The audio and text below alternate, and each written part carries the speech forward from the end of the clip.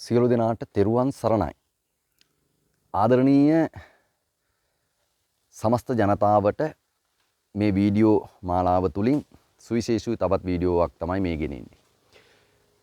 ඇත්තටම දලඳා ප්‍රදර්ශනීය මේ දලඳා මංගල්‍ය මාගේ ඇසින් මම දකින විදිහ මම ඔයාලට මේ මොහොතේදී පෙන්වා දෙනවා. ආදරණීය දුවේ පුතේ, ඔයාලා හොඳින් බුද්ධිමත්ව ඥානාන්විතව කටයුතු කළ යුතු මොහොතක්. ඔයාලා මේවා පිළිබඳව ඉතා විමසිල්ලෙන් සිටින්න. හැමෝම එක එක විවිධ මත දරනවා.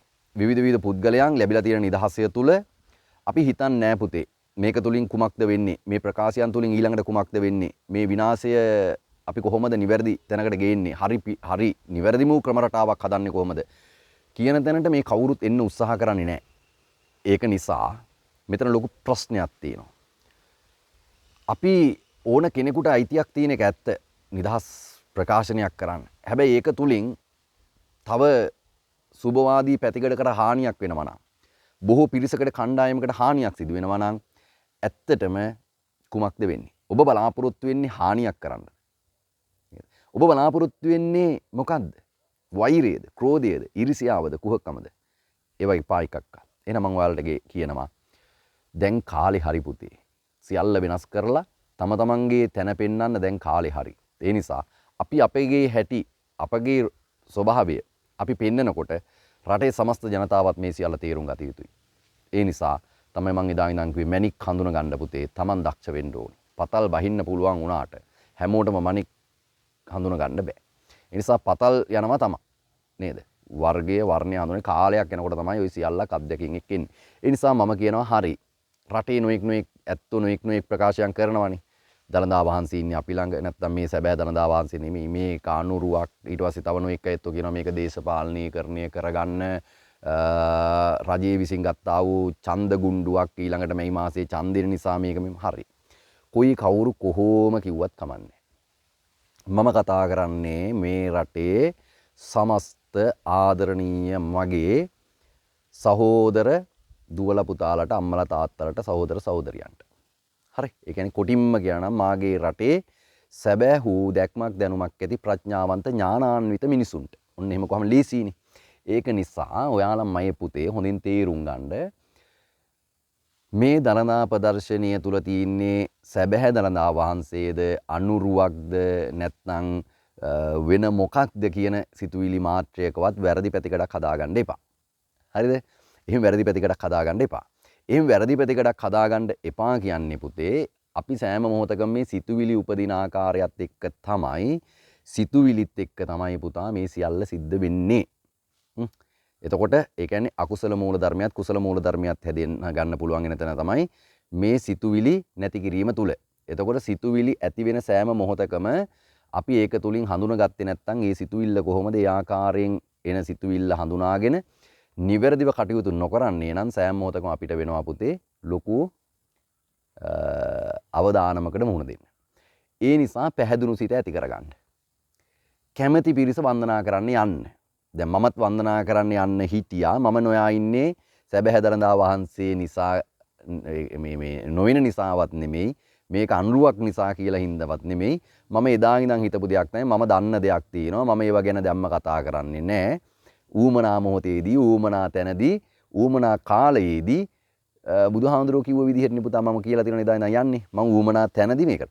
හැබැයි මම හිතුවා මම ගිහිල්ලා දිනක් දෙකක් තුනක් ඉඳලා පොලිමේ ඉඳලා මේ ආදර්ශයක් දෙන්න මම එහෙම තමයි මුණින් හිතන් හිටියේ. මෙන්න මේකයි කරන්න ඕනේ කියලා. සමහරු ඇත්තෝ බලන් ඉන්නවත් ඔතෙන්ට සමහර ඇත්තෝ එනකන්. ඒකත් ප්‍රශ්නයක් නෑ. හැබැයි මම හිතනවා තව කෙනෙකුට අවස්ථාවක් දෙන එකත් හොඳයි.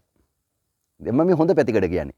එහෙනම් ඔයාලට පොලිමේ ඉඳලා මේ තෙරපි පීඩන ලක් වෙලා ඉච්චර අමාරුවෙන් තව කෙනෙකුට අපහසුයක් ඇති කරලා යමක් කරනවට වඩා ඔයාලට ගෙදර ඉඳන් පුළුවන් තව කෙනෙකුට අවස්ථාවක් දීලා Tamanට කුසලයක් කරගන්නත් පුළුවන් ඕක තුලින්. මම නොගියේ මෙන්න මේ චේතනාව පදනම්ව සැබෑ අරමුණ ඇති කරගන්න. නේද? චේතනහම් බික්කවේ කම්මං වදාමි. ඒතකොට මම ගියොත් තව කෙනෙකුට තියෙන අවස්ථාව අපි කියමු යන ඔක්කොටම වඳින්න බෑනේ. එහෙනම් මම නොගියා කියන්නේ තව කෙනෙකුට අවස්ථාවක් ලැබෙනවා. ඉතින් අපි පරිත්‍යාගයක් යනවා. ඔන්න ඒක ආදර්ශයක් බලන්න අපි කටයුතු කරන විදිය. ඉතින් මගේ තියෙනවා පුතා ඒක නිසා මං ගියොත් මං එක තව පිරිසක් යනවා. ඒ එකක්වත් නැහැ. වැඳ ගන්න ඕන කෙනෙකුට අවස්ථාවක් තියෙනවා. එතකොට ඒ තැනකදී අපේ අවස්ථාවත් ඔයාලට දුන්නා. ඊළඟ එක තමයි සැබෑ දළදා වහන්සේද අනුරුවද්ද කියලා පුතා හීනකින්වත් අබ්බමාල රේණුවක්වත් වරදක් හිතන්න එපා. පැහැදුණු සිත ඇති කරගන්න. හරිද? එතන අනුරුවක් වුණක් කමන්නේ සැබෑ දළදා වහන්සේ වුණක් කමන්නේ එකම විදිහට දකින්න පුරුදු වෙන්න. ප්‍රශ්නයක් නැහැ. නේද? ප්‍රශ්නයක් නැහැ. ඔකට දොස් නගයි. එහෙම කොහොමද එකම විදිහට දකින්නේ ඒක වැරදීනේ මෙහෙමයි කියලා. නෑ ප්‍රශ්නේ තියෙන්නේ අපි ඔකට සැක දාලා දැන් අපිට ඕක සැකයක් දැමීම තුලින් මොකන්ද වෙන්නේ? අපුව සසරින් එතර කරගන්න ඔයාලට මේ විදිහට කවුද කතා කරේ? කවුද ඔයාලට පෙන්නුවේ? එක්කෙනෙක්වත් කතා කරාද? අද වෙනකන් නේ? මම මේක දාන්න දැන් දවස් ගාණක් යයි දාන්න. මොකද දැන් එක පෙළට මම මේ වීඩියෝ ටික හදන් එන්නේ. අද දාන්න බෑනේ. අද දාන්නේ වෙන එකක්නේ. ඒක නිසා ඒ කියන්නේ මේ මොහොතේ වීඩියෝ ගත කරන දවසේ. එතකොට එහෙමම දවසින් දවස වෙනස් වෙනවා. එතකොට පුතා මම කියනවා ඒ දිහා බලලා ඔයාලා හඳුන ගන්න. සිත හඳුන ගන්න. මට පුළුවන් නම් සද්ධා සිත ඇති කරගන්න. මට පුළුවන් නම් මේ ගොඩනගා ගන්න. පැහැදුණු චිත්තය නේද? ඔව්. මේ අපේ භාග්‍යතුන් වහන්සේගේ සැබෑ දළදා වහන්සේ. මම මේ සියසින් දකින්නේ ඒ මොහොතේ තමන්ගේ චිත්තේ ඒකාග්‍රතාවය මේ සියල්ලක් තුලින් පුතා ඔබට මෙතුවක්කල් යම් විදිහකට වෙච්චා වූ නේද? හුඟක් දේවල් නැති වෙලා අර මොහොතේදී ඔබගේ සතුට ඔබ අවසාන මොහොතේදී ඔබට සුගතිගාමි වෙන්නත් පුළුවන්. ඒ මොහොතේදී සමාල්ලාට මොකක් හරි කරදරයක් වුණත් ඔබ සුගතිගාමි වෙන්න පුළුවන්. ඒක නිසා කළුගල් කැටේද, තිරිවාන ගල් කැටේද, නැත්නම් වීදුරු බෝල වලින් හදලාද, මේක නැත්නම් ඇද්දල වලින් හදලාද මේ නොඑක ආකාරයෙන් පුතා මත දාලා මේක විනාශ කරන්න ඕන තරම් හිටියට ඔබට නිවැරදිව ඔබගේ සිත නිසියාකාරව ගොඩනගාගෙන සසර ගමනින් එතර වීමට අවශ්‍ය කරන නිවැරදි අර්ථකථනයන් පුරෝකථනයන් දායකත්වයන් අතින් අල්ලාගෙන යෑම සිදු කරන්නේ කල්යාණ මිත්‍රයෙක් පමණයි. ඒ නිසා මම කියා සිටිනවා ඔයාලා වන්දනා කරන්න යන කිසි කෙනෙක් ભેදයක් ඇති වෙන විදිහට හදාගන්න එපා. රටේ සමස්ත බෞද්ධයන්ගෙන් ඉල්ලනවා. සමස්ත බෞද්ධයන්ගෙන් සිංහල කියලා නෙමෙයි ඉල්ලන්නේ. වෙන හින්දු වල දහන එහෙම ඉල්ලන්නේ නැහැ. ಜಾති ආගම් කුල වර්ණ ભેද නැහැ. මේ සැබෑ සත්‍යමාවතේදී ඔයාලගෙන් ඉල්ලනවා ඔයාලා උතුම් මිනිස්සුයෝ නම් කතිකාවත ගොඩනගන්න එපා. මේ සැබෑ දළදා වහන්සේ නෙමෙයි කියලාවත් තව තැනක ඉන්නේ සැබෑ දළදා වහන්සේ කියලාවත් මේක තමයි කියලාවත් මුකුත් ඕනේ නැහැ. විශ්වාසය ගොඩනගාගෙන ප්‍රතිපත්තිකරුක වෙලා තමන් ඥානාන්විත වෙලා මේ මොහොතේදී කටයුතු කරගන්න. මොකද දැන් මේ දැල එලලා තියෙන්නේ. මං කිව්වනේ මම නිකමට නෙමේ පුතා ඔය කිය ගේන දේවල් මට වෙන වැඩ ගොඩක් තියෙනවා.